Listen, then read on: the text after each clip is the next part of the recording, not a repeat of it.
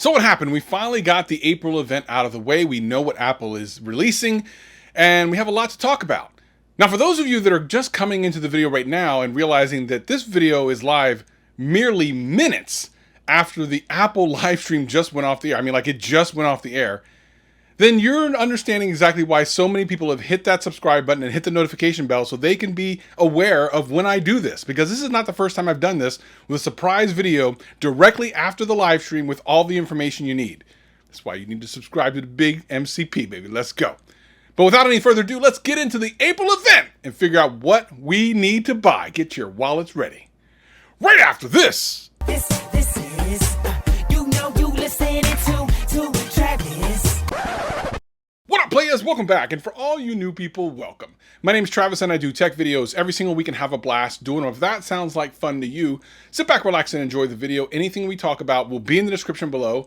But for now, let's just get into the video. So like I said, yes, the event is over. We know all the products that have been released. The leaks and rumors have now been put to rest. We know exactly what we're getting. Finally, thank Tim Cook. Now, of course, this event was all about springing and spring loaded and spring everything. We saw spring colors. We saw a lot of products, but I'm only going to focus on a couple of them because these are the most important ones. The iPad Pros are finally here. And as anyone who's watched this channel for any length of time knows, I love the iPad Pros. I edit all the videos, including the video you're watching right now, on my iPad Pro. And yes, I will be picking up the new iPad Pro. The iPad Pro now has the M1 chip. We've been waiting for this, and now it includes 5G if you care about that sort of thing, and mini LED, that is to say, Pro Display XDR. It is interesting that they compared all of its performance against the original iPad rather than the last iPad Pro. That means that the difference in performance is not going to be that much. Otherwise, they would have directly compared it between the two. So just understand that. But with a better camera, with an ultra-wide selfie, using center stage, which is something I remember the Kinect used to do, where when you're talking, it'll actually follow you if you're walking around or moving your iPad in the way. It's actually kind of cool. It keeps you in the center of the exact display if you're doing a video chat with somebody. The Liquid Display XDR is 1000 nits full screen brightness and 1600 nits peak brightness with 10,000 mini LEDs. My goodness, that is so bright. There are televisions out right now that can't hit that peak brightness. Like, full-on thousands and thousands of dollar televisions that can't hit that peak brightness.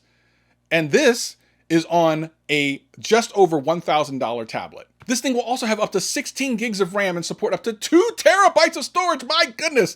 It's pro at every single level. And you notice when they talk to all the developers how excited they all were. Not only is the display better on the 12.9, of course not the 11, but the price is only a little bit more, about $100 more than the 12.9, and exactly the same for the 11. So the one major difference between the two obviously is that display.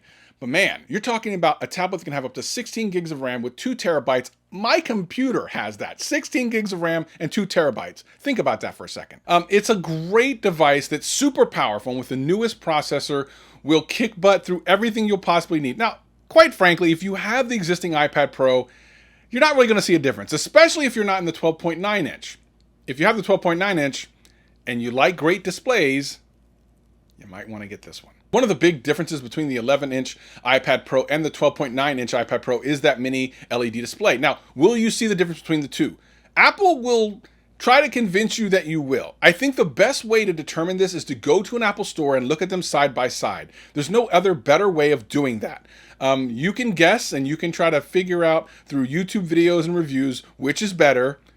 You just need to see it for yourself. It may not be worth the bigger size of the iPad Pro and the money you'll have to spend. Apple makes everything seem extra special, but they really, really went in on this.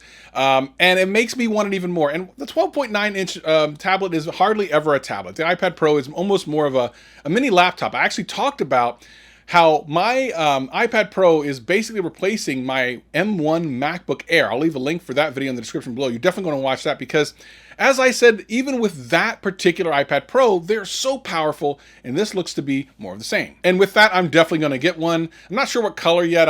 Leave me a comment below. What color do you think I should get? Also, hit the subscribe button because I'm going to be reviewing that when I get it and letting you know if it's worth your money. My guess is, at least right now, that if you have an iPad Pro that is not the newer design, that is 2018 or later, then maybe it is time to upgrade. But if you do already have one of the last 2 generations of iPad Pros, I don't really see the point of upgrading yet. Finally, AirTags are here. And I'm sure John Prosser is absolutely having a blast right now. Finally, they're out. But with me not traveling that much, again, it's another product I'm not going to use. Now, there are some great use cases that, of course, Apple showed us. But for me, I don't think I'm going to get them because I'm not leaving the house very often, and I don't tend to lose things like that. However, if I did use them, I would totally use them for my pet. I would use them on my keys and things like that. Now, what type of products are you going to put AirTags on if you decide to get them? Leave me a comment below. I'm really curious. Are you going to buy AirTags? And obviously one of the biggest surprises, especially to people who were leaking before this thing happened, is the Apple Silicon-powered iMacs. In multiple colors, looking incredible.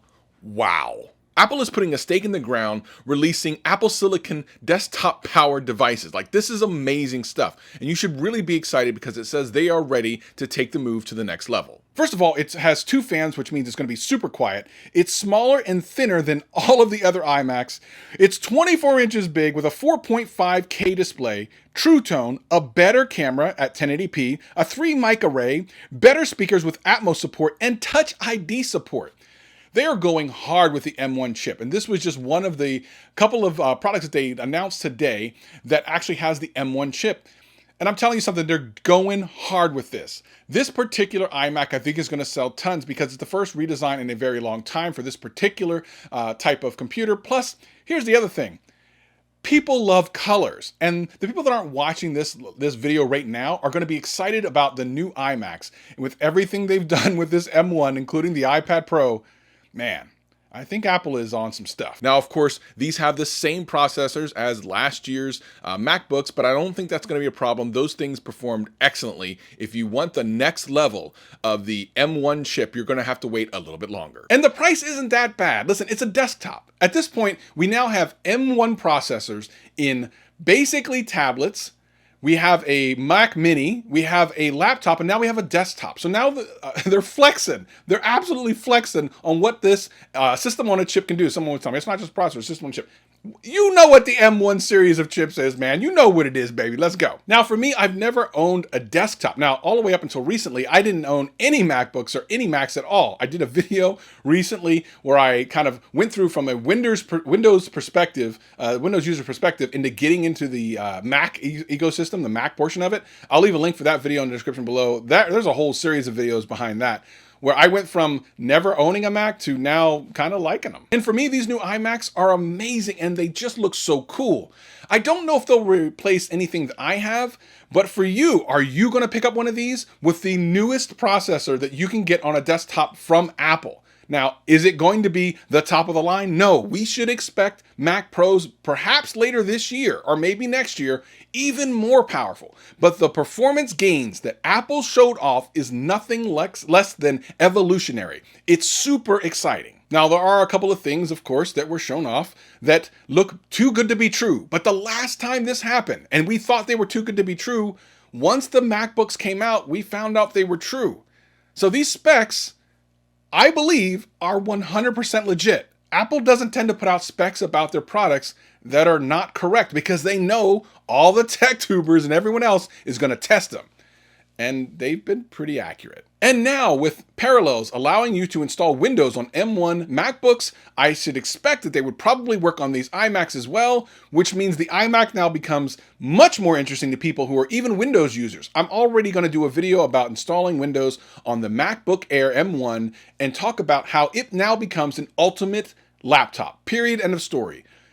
A desktop now with Mac OS and Windows running on it with Apple Silicon in it, that's insane. Like, I get excited about that because if I can have my Windows and my Mac OS and I don't feel like I have to give up on any particular benefit of either, that's actually what I want. Rather than making a Hackintosh off of a desktop, I can have an iMac with both. So I'm considering getting an iMac. I'm not sure. What about you? Leave me a comment below. Are you going to get an iMac? And if so, which color? And we got an Apple TV. Now, listen, I love my Apple TV 4K. I did a video on it like years ago when it first came out.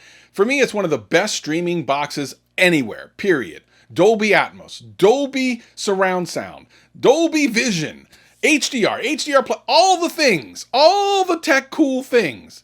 And now they've upgraded it. Will I get this one? I'm going to say if you have the existing Apple TV 4K, don't bother. But if you have one of the older non-4K Apple TVs, this might be the one. The only thing is, I'm still not happy with Apple's pricing on these things. It just seems a little expensive. The Apple TV has a new remote, which I know some of you are going to be super happy about, and the ability to color correct using your iPhone. And that's kind of cool, especially for people that are real home theater enthusiasts, but quite frankly, it's not that big of a deal if you already have the existing 4K Apple TV. So I wouldn't upgrade just for that. But if you have one of the older Apple TVs, this might be the time to jump. But what do you think? Today's announcements were great. I'm going to go in depth into these a little bit later on in other videos, so make sure you hit the subscribe button, hit that like button, and watch some of these other videos that I have. Listen, I do this all the time, man. I'm here doing some sneaky stuff on YouTube. Let's get this going. Peace and love.